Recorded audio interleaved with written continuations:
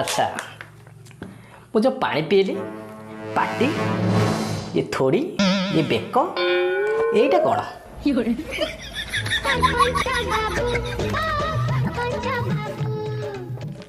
ତମେ ଯୋଉ ପାଣି ପିଇଲ ଏଇଟା ତମର ପାଟି, ଏଇଟା ତମର ଥୋଡ଼ି, ଆଉ ଏଇଟା ତମର ବେକ, ଆଉ ଏଇଟା ପରେ କହିବି।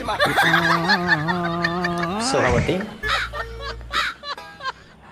ତମ ମୋ ଭିତରେ ପାର୍ଥକ୍ୟ କ'ଣ ଯାହା କହିବାର ଅଛି ଖୋଲିକରି କୁହ।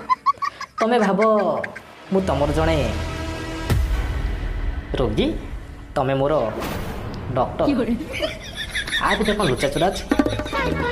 ସେ ଯେଉଁ ଅଙ୍ଗ ମୁଁ ପଚାରୁଛି ସେଇ ଅଙ୍ଗ କୁହ। ଠିକ୍ ଅଛି, ତମେ ସେ ଜାଗା ଛାଡ଼ି ଆଉ କୋଉ ଜାଗା ପଚାର।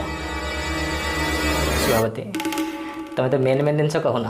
ହଉ ଏଇଠୁ ମୁଁ ଛାଡ଼ି ଦେଉଛି। ଏଇଟା କ'ଣ? ଏଇଟା ଜାଣିନ ତମେ କ'ଣ?